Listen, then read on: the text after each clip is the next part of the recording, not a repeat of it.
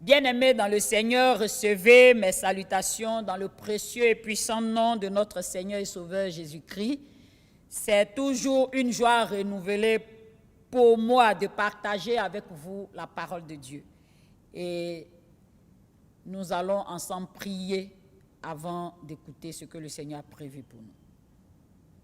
Notre Dieu et notre Père, nous te sommes infiniment reconnaissants de ce que, contre toute attente, tu nous as accordé le souffle de vie en ce jour. Merci pour ta grâce. Merci pour tes bontés qui se renouvellent pour nous. Nous avons besoin d'entendre une parole, une seule parole. Aujourd'hui, le monde est perturbé et le monde a besoin de cette seule parole. Viens et communique-la, Seigneur. Nous sommes tes enfants, nous attendons. Et parce que tu as d'autres enfants que tu veux racheter, que cette parole les atteigne. Merci, Seigneur, de le faire au nom puissant de Jésus-Christ. Amen. J'ai dit, dis Amen avec moi. Amen. Je suis dans la joie de partager avec vous cette belle histoire tirée de la Bible, du livre de Nombres, chapitre 21. Nous lirons du verset 4 au verset 9. Nombres, chapitre 21, du verset 4 au verset 9. Il est dit ceci: il partit de la montagne de Hor par le chemin de la mer Rouge pour contourner le pays d'Édom. Le peuple s'impatienta en route et parla contre Dieu et contre Moïse. Pourquoi nous avez-vous fait monter hors d'Égypte pour que nous mourions dans le désert?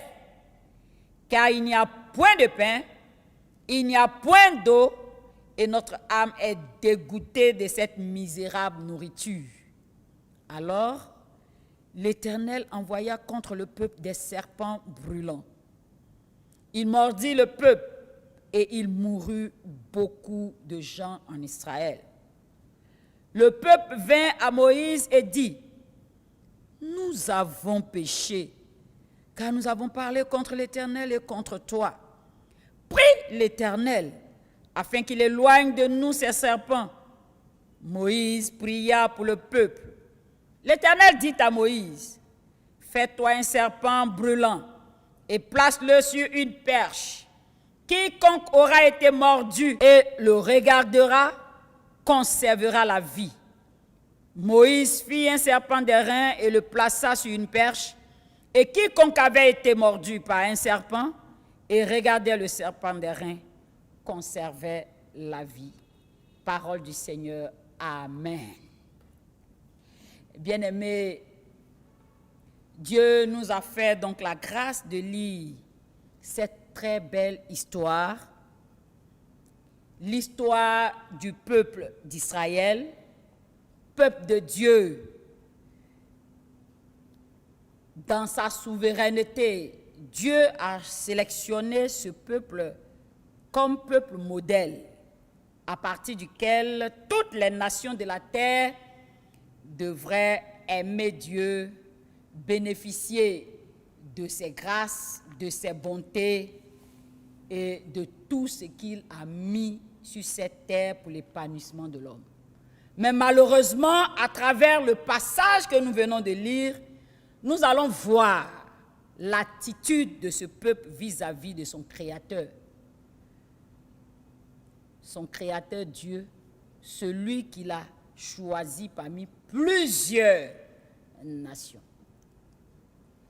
Le peuple d'Israël, à un moment donné de sa vie, s'est retrouvé en Égypte, où il a été soumis à plusieurs années d'esclavage. Je dis bien plusieurs années d'esclavage. On sait ce que c'est que l'esclavage. Quand tu es esclave, tu n'es pas libre. Tu ne peux pas faire ce que tu veux. Tu es obligé de faire ce qu'on te demande de faire. Quand tu es esclave, tu n'as plus de volonté. Tu es téléguidé par celui qui te tient esclave.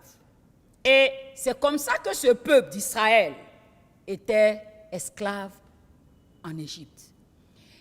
La situation était tellement pénible que le peuple élu de Dieu était obligé de crier, pleurer, implorer le Tout-Puissant, le Créateur. Et Dieu, dans sa compassion, va descendre au milieu de ce peuple et choisir un leader en la personne de Moïse pour aider ce peuple à sortir d'Israël. Nous connaissons tous les 10 plaies que Dieu a envoyées pour montrer que c'est lui le Tout-Puissant, le Créateur de l'univers. Comment est-ce que Dieu a pu soumettre Pharaon et a montré à toute l'humanité que personne ne peut défier Dieu? Le peuple a eu donc cette opportunité, cette grâce particulière de sortir de l'Égypte. Dieu prévoit toujours le bien-être de l'homme. Et Dieu, en faisant sortir son peuple, a demandé à Moïse de conduire ce peuple à Canaan, qui est la terre promise. Bien-aimés, c'est sur le chemin de Canaan, le texte que nous avons lu se retrouve sur le chemin de Canaan. Mais je disais que Dieu prévoit toujours le bien-être de l'homme. Sur le chemin faisant, Dieu a prévu la protection contre tous les ennemis de son peuple, la nourriture, la fécondité, l'abondance, la santé, tout ce qu'il leur faut pour qu'ils soient épanouis, mais à condition de respecter Dieu, de le craindre, de le confesser comme Seigneur et Sauveur, d'observer ses lois et ses commandements, mais surtout de ne pas se détourner de lui pour se tourner vers d'autres dieux. Oh là là, c'est trop demandé. Je dirais que c'est trop demandé à l'homme. L'homme est pareil, hein, au temps de Moïse comme aujourd'hui. L'homme est pareil. Et je disais tantôt que le passage que nous avons lu, je vous le rappelle, Nombre chapitre 21, versets 4 à 9, nous relate que le peuple est parti de la montagne de Hor par le chemin de la mer Rouge pour contourner le pays d'Édom. C'est sur donc ce chemin que le peuple s'impatienta et parla contre Dieu et contre Moïse. J'ai dit, c'est trop demandé à l'homme d'observer les commandements de Dieu. Et on connaît tous les plaintes des humains. Les hommes ne sont jamais satisfaits. Et voilà ce qu'ils disent à Moïse. Eh, toi Moïse là, pourquoi tu nous as fait sortir d'Égypte pour que nous venions mourir dans le désert où on ne va pas nous enterrer? Il n'y aura pas de chorale pour nous suivre. Tous les pasteurs ne seront pas là pour nous enterrer. Ici dans le désert, il n'y a pas de pain, il n'y a pas d'eau. Moïse, on t'a fait quoi? Pourtant, c'est les mêmes qui pleuraient quand ils étaient en Égypte. C'est les mêmes qui savaient que toutes les journées ne se ressemblaient pas parce que les travaux étaient pénibles. C'est les mêmes là encore qui sont en train de dire à Moïse, toi Moïse là, on t'a fait quoi? Pourquoi tu nous fais sortir d'Égypte? Hein? Notre âme est dégoûtée de manger une nourriture. Et puis toujours c'est la même nourriture, la manne. Eh Dieu, Dieu est bon de manger qu'ils n'ont pas payé. C'est-à-dire quand tu n'as pas payé quelque chose, tu gaspilles. Tu n'apprécies même pas la valeur de la chose. Tous les matins, tu te réveilles et puis il y a la nourriture devant ta porte. Tu vois, non, tu peux faire ce que tu veux. Ils ont commencé à se plaindre de tout ça. Ce que Dieu n'aime pas, c'est ce que le peuple vient de faire. Et selon ce que nous avons lu, la Bible nous dit que Dieu envoya contre le peuple des serpents brûlants. La Bible dit que Dieu a envoyé des serpents brûlants à cause de l'attitude du peuple, à cause du comportement du peuple, à cause des murmures du peuple. Dieu envoya des serpents brûlants. Les serpents brûlants, là, en fait, c'est les mêmes serpents que nous connaissons, mais leur particularité, c'est que quand ils te piquent, le venin qui entre dans ton corps chauffe comme de l'eau très chaude et tu as quelques secondes pour mourir. Tu as quelques secondes pour mourir. Au verset 6, il nous est dit, « Alors l'Éternel envoya contre le peuple des serpents brûlants. Il mordit le peuple et il mourut beaucoup de gens en Israël. » Bien-aimés dans le Seigneur, on dirait que l'histoire de ce peuple ressemble à l'histoire du monde entier et surtout l'histoire des hommes qui habitent la planète Terre.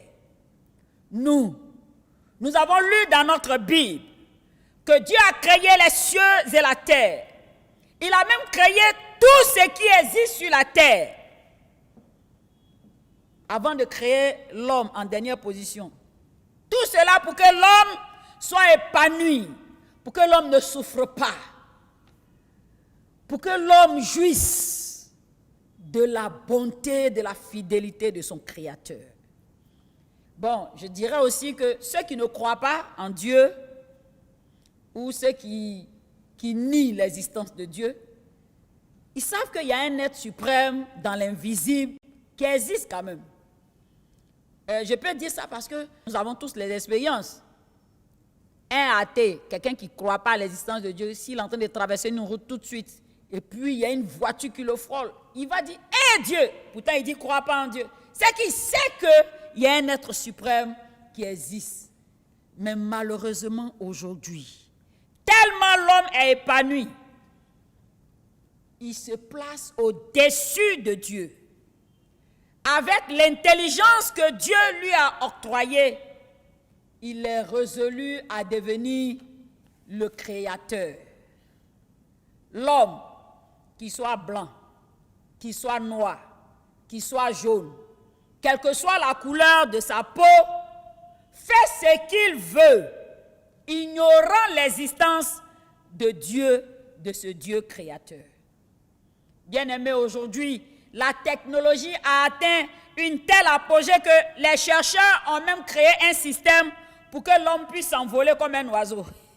Tout est devenu artificiel autour de nous. L'homme fait tout pour créer des photocopies de la création. Quant à la croyance, c'est le comble, l'idolâtrie, le fétichisme, le mysticisme se pratique à visage découvert. Tout ce qui se faisait avant en cachette aujourd'hui se fait à tous les coins de rue. La dépravation sexuelle est à bon marché. La course à l'argent, au point où aujourd'hui, un enfant de 12 ans, de 13 ans, de 15 ans, de 20 ans, de 22 ans veut devenir milliardaire en vendant son âme dans le système que eux, les jeunes, appellent le broutage. Dieu ne reconnaît même plus son jardin d'Éden. Bien-aimés, nous sommes comme ce peuple d'Israël qui a murmuré contre Dieu, qui a bafoué les lois et les commandements de Dieu. Au peuple d'Israël, Dieu, dans sa colère, a envoyé le serpent brûlant qui a tué plusieurs personnes. Aujourd'hui, je peux peut-être me tromper, mais je pense que Dieu approuve la présence de coronavirus qui, depuis 2 mois, fait ravage dans le monde entier. Qui aurait cru que 100 personnes, voire même 800 000 personnes, puissent mourir sans fusil? Qui aurait cru? Pourtant, aujourd'hui, c'est une réalité dans ce monde pervers. Bien-aimés, le peuple d'Israël, à la vue de ce scandale,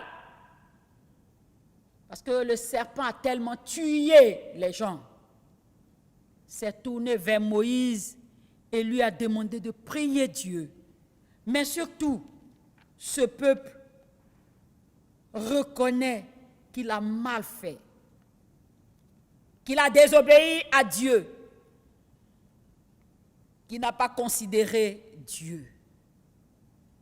Ce qui me réjouit, mon frère, ma soeur, Moïse a écouté la demande du peuple. Et Moïse est allé prier. Et la bonne nouvelle est que quand Moïse s'est adressé à Dieu, Dieu, dans sa grande compassion, dans son amour infini, a donné le remède pour guérir de la morsure du serpent brûlant. Il a dit simplement à Moïse, Moïse, fabrique-toi un serpent, fais tout pour que ce serpent soit placé sur un bois pour que tout le monde puisse le voir.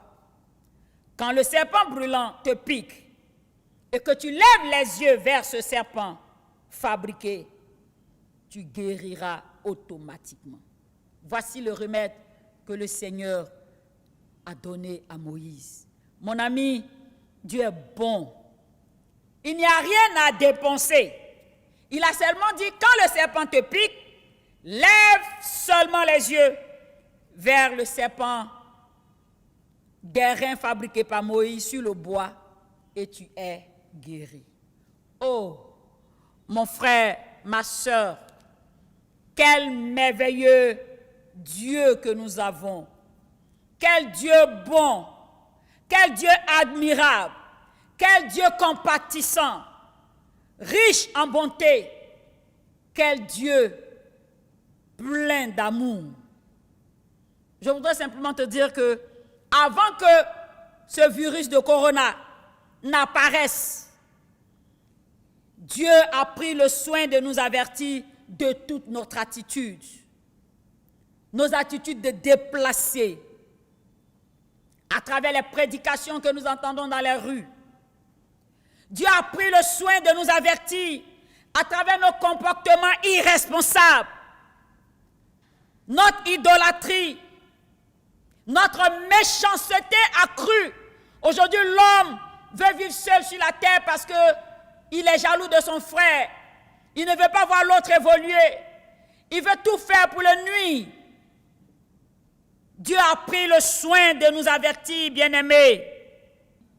Et contre toute attente, Dieu sait, ça ne le surprend pas, que le coronavirus sera là.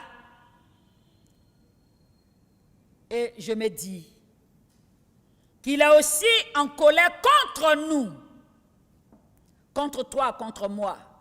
Dieu est en colère contre toute l'humanité. Dieu est en colère contre le monde entier. Dieu est en colère contre la planète Terre.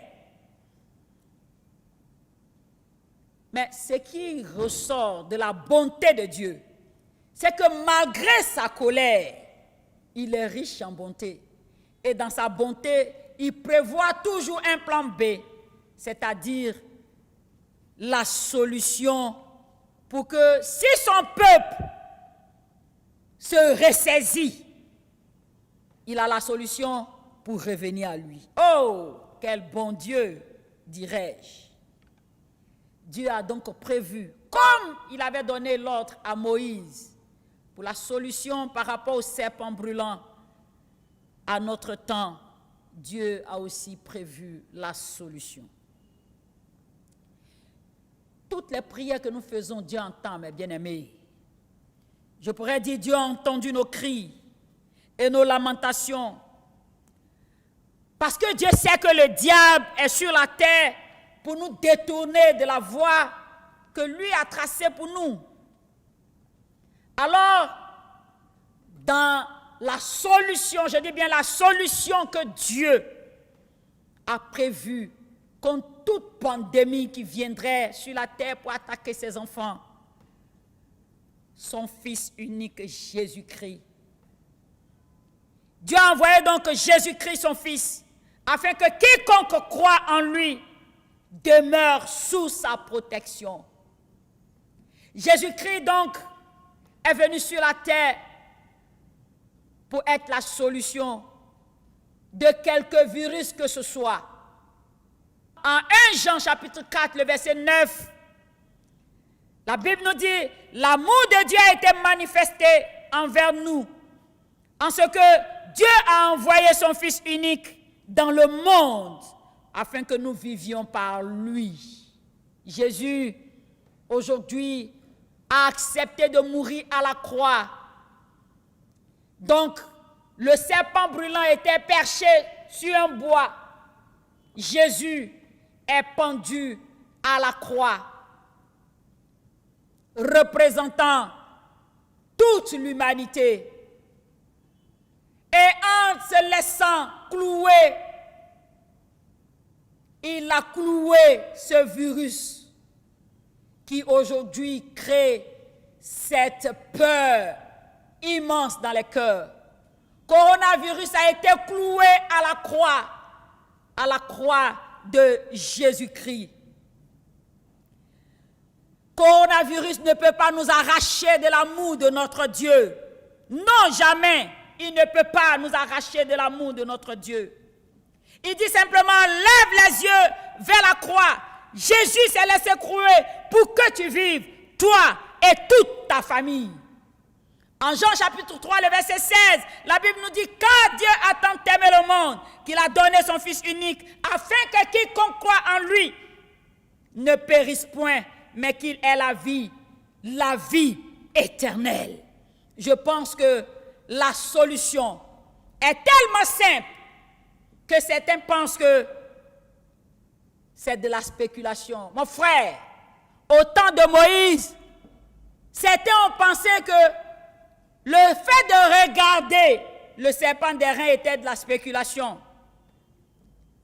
Et quand Moïse a donné la solution, ils ont trouvé ça tellement simple, tellement facile, tellement banal, qu'ils ne peuvent pas croire que la morsure de ce serpent pouvait être guérie par ce simple fait de lever les yeux. Et c'était passé pareil comme aujourd'hui. On dit, c'est Jésus qui est la solution. Tu trouves que c'est trop simple, c'est trop banal. Au temps de Moïse, quand le serpent piquait certains, ils se mettaient à crier, Moïse au secours, Moïse au secours. Mais mes frères, est-ce que c'est la solution que Dieu a donnée? Est-ce que Dieu a dit de crier Moïse? Non, Dieu a dit, lève les yeux vers le serpent qui est perché. Aujourd'hui, lève les yeux vers Jésus-Christ à la croix. Ceux qui criaient Moïse au secours, à notre temps, ce sont ceux-là qui mettent leur confiance dans les hommes de Dieu. Face aux difficultés, face aux problèmes, et surtout aujourd'hui, avec cette pandémie, les gens disent, mais où sont les pasteurs? Où sont les prophètes? Où sont les servants de Dieu? Ou même où sont les imams? Où sont les supérieurs dans le mysticisme? Mon frère, ma soeur, les hommes de Dieu, les imams, les supérieurs dans le mysticisme ne sont pas la solution. Dieu dit, lève les yeux. C'est Jésus-Christ qui est la solution. Lève les yeux vers Jésus. Ce n'est pas l'homme de Dieu. Tu dis bien l'homme de Dieu. C'est un homme d'abord. Il n'est pas Dieu. Il est limité. Il a des faiblesses.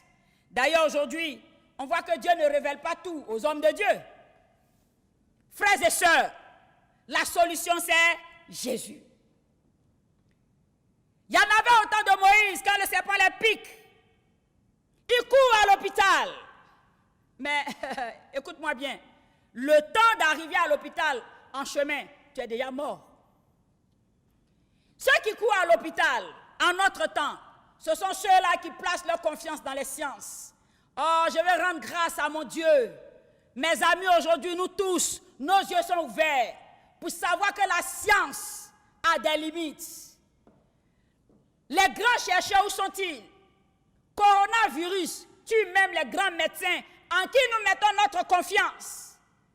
Quand nous sommes malades ici, nous courons en Europe pour se faire soigner parce que là-bas se trouvent des grands médecins entre griffes. Mais où sont-ils? La science est limitée. La solution, ce n'est pas l'hôpital parce qu'aujourd'hui, les hôpitaux sont blindés et les gens meurent chaque jour, chaque minute. Oh, les nouvelles ne sont pas bonnes. Parce que à l'hôpital, il n'y a plus de remède. Il n'y a plus de remède. Le Seigneur a dit, lève les yeux vers la croix. Jésus-Christ à la croix a cloué coronavirus. Il y en a, quand le serpent les pique, ils appellent papa, maman, tanti, tonton, mon oncle est ministre, mon oncle est député. C'est tous ceux qui mettent leur confiance dans l'homme. Oh, laisse-moi te dire, ton père ne peut pas mourir à ta place. Ta mère ne peut pas mourir à ta place. Même si dans la maison, tout le monde constate que tu as été contaminé par ce coronavirus, on te mettra dans une chambre, seul. Peut-être même on ne va même pas te nourrir pour ne pas que tu contamines les autres. L'homme ne peut plus mettre sa confiance en l'homme. Personne ne peut mettre sa confiance en un homme. La solution que Dieu propose à l'humanité, c'est Jésus-Christ de Nazareth. Il y en a, quand le serpent les piquait, ils ont des poudres noires à mettre à l'endroit. Ils ont des antidotes. Ils ont des bagues anti-serpents. Ils ont des cordes à mettre au rein. Oh, d'ailleurs, c'est ceux-là qui meurent vite. Quand tu as une corde contre le serpent, c'est le serpent qui te tue. Aujourd'hui, aucun mystique, aucun magicien, aucun sorcier, aucun marabout, aucun homme, même ceux qui vomissent l'argent, personne, il n'y a pas d'antidote. Coronavirus a montré la faiblesse et la limite de l'homme. Que tu sois noir, que tu sois blanc, quelle que soit la couleur de ta peau, tu n'es rien face au Créateur. Aujourd'hui, les riches, les pauvres, tout le monde porte cache-nez.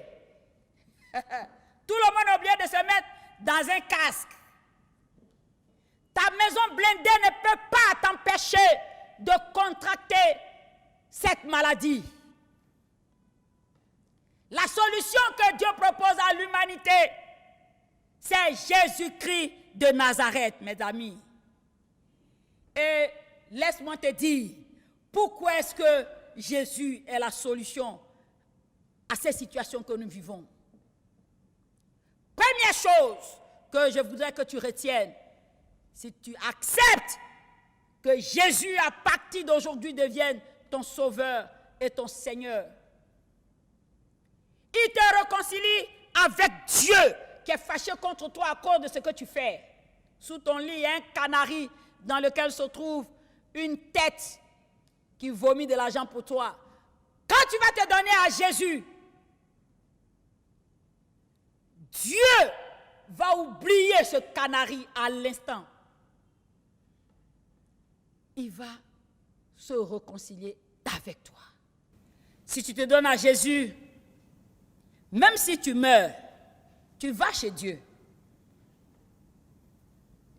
Deuxième chose que je voudrais que tu saches, quand tu vas te donner à Jésus, il te garantit la sécurité et la protection. Il dit, tu ne craindras ni la contagion qui frappe en plein midi, que 1000 tombent à ton côté et 10 000 à ta droite, tu ne seras pas atteint. Donc actuellement tu as apeuré, mais quand tu vas te donner à Jésus, tu vas voir qu'il aura une paix qui va entrer dans ton cœur. Tu n'auras même plus envie d'acheter des casques, de laver 10 000 fois tes doigts, parce que laver tes doigts ne peut pas empêcher ce virus de t'atteindre. Mais Jésus-Christ t'amènera sur un autre plateau où la paix envahira ton cœur et tu n'auras même plus peur de ce virus. Quand tu vas te donner à Jésus, il te pardonne tout ce que tu as fait de mauvais. Même si tu as tué l'homme, tu as tué l'homme, tu as tué ton frère, tu as été jaloux pour faire des complots contre ton frère, quand tu vas te donner à Jésus, il va oublier tout ça. Je vais te dire qu'il est le seul qui a vaincu le diable et ses démons à la croix. Donc désormais, le diable et ses démons ne pourront plus rien te faire. Ils vont venir, c'est vrai. Mais ils ne vont plus te croiser directement. Ils vont trouver Jésus sur le chemin. Ils vont trouver Jésus sur le chemin. Coronavirus peut toucher les autres, peut tuer les autres. Mais je veux te rassurer que Dieu qui a envoyé Jésus-Christ est celui-là qui permet à tous ses enfants d'être sereins et imperturbables comme maison inachevée. Quand tu te donnes à Jésus, tu es serein et imperturbable. Pourquoi? Parce que le diable et ses démons ont perdu leur pouvoir devant Jésus-Christ. La solution, c'est Jésus. Et je voudrais qu'avec moi, on puisse adresser seulement 2 prières à Dieu. 2 prières à Dieu. Première prière que nous allons adresser à Dieu, nous allons demander pardon à Dieu parce que nous l'avons offensé. Et là, je parle de tout le monde. Je dis bien tout le monde. Je fais partie de tout le monde. L'humanité entière a offensé Dieu. Les gens ont voulu se supplanter. Ils ont voulu prendre la place même de Dieu. Les grands chercheurs, les grands mystiques.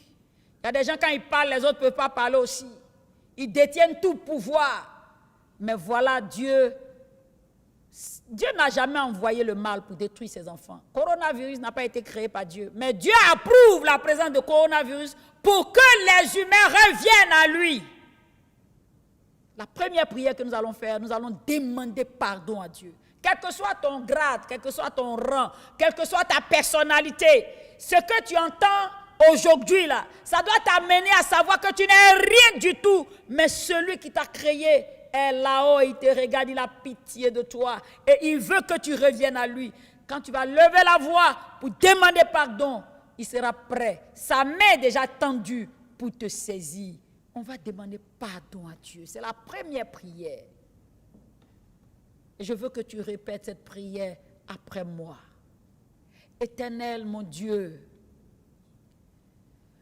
je ne suis pas digne de prononcer même ton nom parce que mes lèvres sont impures, mes pensées sont impures, mon cœur est impur. Oh Dieu, je reconnais que je fais partie de cette planète Terre qui t'a désobéi. Nous vivons dans un monde pervers. Et c'est comme si nous n'avions pas le choix, mais aujourd'hui tu nous présentes ce choix. Mais tu nous aides à choisir. Dieu, pardonne-nous toutes nos fautes, notre irresponsabilité. Pardonne-nous notre méchanceté. Pardonne-nous l'idolâtrie. Pardonne-nous toutes ces choses auxquelles nous sommes donnés qui ne te plaisent pas du tout. Pardonne-nous, Seigneur. L'homme fabrique même des semblants d'hommes qui n'ont pas d'intelligence. Pardonne-nous, Seigneur, de pouvoir nous comparer à toi. Nous avons besoin de ton aide. Nous avons besoin de toi. Aujourd'hui, nous sommes face à une pandémie qui nous ravage. Aie pitié de nous, Seigneur. Aie pitié de nous. Aie pitié de nous. Aie pitié de nous. Au nom de Jésus-Christ. Amen. La deuxième prière que je voudrais qu'on fasse, et ça, je voudrais m'adresser personnellement à toi. Toi qui me regardes, toi qui m'écoutes. Jésus est la solution. C'est lui qui a la solution. Il n'y a rien à faire. Tu as beaucoup d'argent, ton argent ne peut rien faire. Tu as beaucoup de maisons, tes maisons ne peuvent rien faire. Tu as beaucoup de plantations, tes plantations ne peuvent rien faire. Ton pays est développé, le développement de ton pays ne peut pas arrêter cette pandémie. Je suis là, porte-parole du Tout-Puissant, pour te dire que la solution, c'est Jésus. Est-ce que tu veux l'accepter à l'instant même? Il ne faut pas avoir honte. Il ne faut pas calculer. Il ne faut pas regarder. Je t'ai dit tout à l'heure que même dans ta maison, si ce virus te touche, ta famille va te régner. Ta vie, c'est ta vie.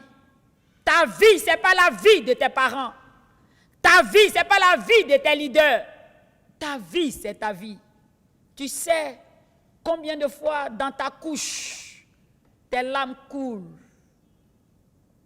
Personne ne vient les essuyer. Le choix est dans ta main. Mais tellement Dieu t'a aimé, il ne veut pas que tu réfléchisses pour choisir. Il a déjà fait le choix pour toi. C'est Jésus. Est-ce que tu veux le recevoir maintenant? C'est lui qui est la solution. Lui seul. On a tous constaté qu'il n'y a plus d'antidote. Il n'y a plus de grands chercheurs. Tout ce qui se passe n'est que des éléments pour nous apaiser. Mais Jésus-Christ est là pour accorder la paix et la guérison totale, la tranquillité totale. Je t'ai dit que si tu te donnes à Jésus, tu deviens enfant de Dieu. Nous sommes tous des créatures de Dieu. Mais quand tu te donnes à Jésus, tu deviens enfant de Dieu. Et l'enfant de Dieu bénéficie des grâces et des bénédictions de son Père. L'héritage du Père ne se partage pas dans la foule. Ça appartient aux enfants. Est-ce que tu veux le recevoir? Si tu veux l'accepter maintenant, tu vas mettre ta main droite sur ton cœur et la prière que je vais faire, tu vas la répéter après moi. Et tu verras qu'après cette prière, la main du Saint-Esprit viendra sur ton cœur et tu te verras libéré totalement du poids qui pèse sur toi. Parce que je sais qu'actuellement, tu te demandes, mais si on m'envoie à l'hôpital, et si la maladie m'attrapait? Mais si je meurs maintenant? Mais j'ai déjà pris l'argent de l'autre. Mais j'ai déjà fui par rapport à la bêtise que j'ai faite à la maison. Et quand les gens vont apprendre qui je suis, comment est-ce que je vais faire? Toutes ces interrogations prendront fin après cette prière que tu vas répéter après moi. Parce que la paix de Dieu descendra dans ton cœur pour te donner une telle assurance que désormais tu n'es plus seul. Comme Paul pourrait le dire, ce n'est plus moi qui vis, c'est Christ qui vit en moi. Et quand Christ vit en toi, tu deviens une nouvelle personne. Une nouvelle personne. Une nouvelle personne. Un nouveau départ commence avec le Seigneur. Mets ta main droite sur ton cœur et tu vas répéter après moi. Éternel mon Dieu, je te dis merci. J'ai écouté ta parole. Aujourd'hui, je me rends compte que je ne suis rien du tout. Que l'homme est limité. Même les Blancs qui se croyaient très intelligents, tu nous as démontré qu'ils sont des humains aussi limités. Seigneur, pardonne-moi mon égarement. Je me suis éloigné de toi, comptant sur ma propre intelligence, comptant sur mes efforts. Mais aujourd'hui, je me rends compte que j'ai fait fausse route. Je reviens à toi. Pardonne-moi tout ce que j'ai fait dans le passé. Tous les pouvoirs que j'ai voulu avoir, pardonne-moi, Seigneur. La méchanceté de mon cœur, pardonne-moi, Seigneur. Oh Dieu, à compter d'aujourd'hui, je veux tout recommencer. Je veux repartir à zéro avec toi. Oh Dieu, reçois-moi. Reçois-moi, Seigneur. Reçois-moi. Au nom de Jésus. Amen. Adonai, je te rends grâce, je te bénis. Parce qu'à l'instant même, la puissance de ton esprit touche tous ceux qui décident de marcher avec toi. Que désormais, ils ne soient plus seuls, mais que tu les conduises, tu les éclaires. Que la peur de cette pandémie libère leur cœur. Que leur maison soit barricadée par ton armée céleste. Et qu'ils témoignent que Jésus est la solution. En ton nom, nous avons prié. Amen.